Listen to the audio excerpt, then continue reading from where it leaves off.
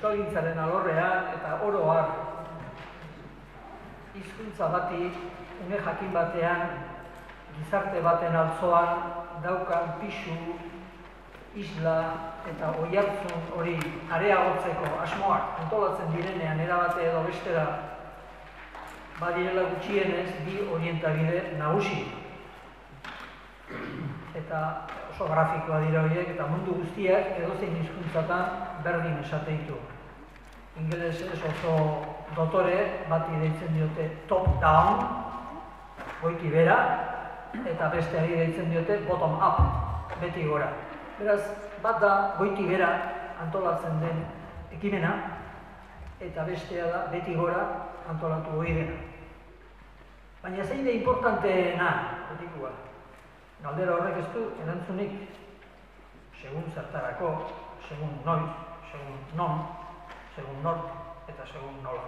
Biak dira posible, biak dira baliagarri, kontua da biak alkarren talkan ibiliko ez dien moduan antolatzeko abildadea, gogoa eta aziertoa behar dira. Biak dira euskalgintza. Euskalgintzaren antzeko kontzeptu eta antzeko formulazioak munduan ehunka daude. Berez, bere burua belaunez belauneko perspektiban segurtaturik, zer esanik ez, belaunez belaun gero eta indartsoago duten hizkuntzak oso dira gutxi, momentu honetan bizirik daudenak demagun 6.000 direla,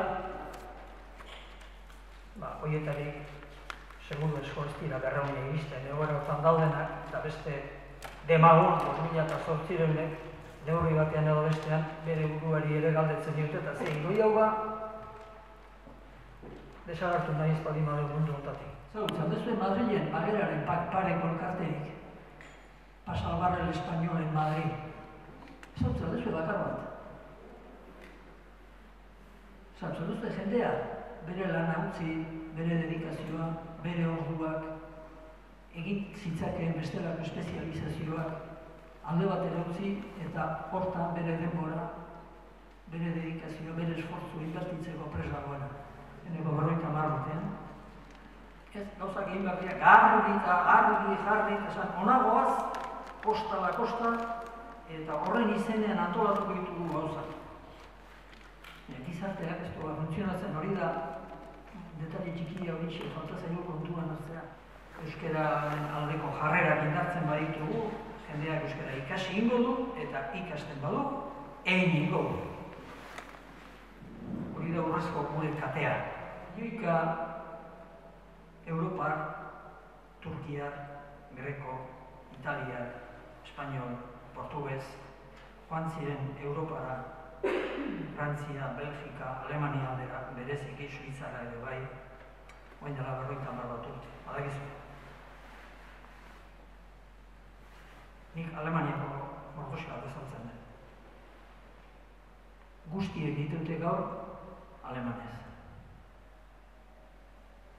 Beren seme-alabai gainera azentua ere etzaia espantzen baten seme-alabai. Beragin bai, nabarra.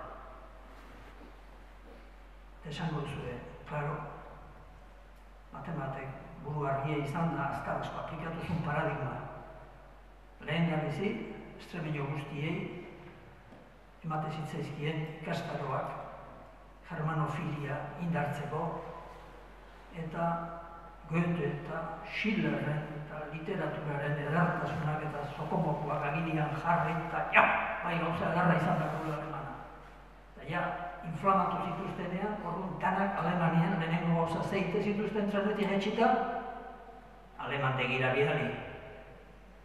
Gantxe, tebete, 2-3 euki alemana ikasten, eta ikaste zutenean orduan lanean, fabrikara. Jendeak nola ikasi zuen alemanez? Zergatik ikasi dute guztiek? Hori ez da torba bat, gure paradigmarekin. Eta zemazien hola, milioika, tontuak eta listuak eta erdibideko guztiak, horrek ez du faliatzen.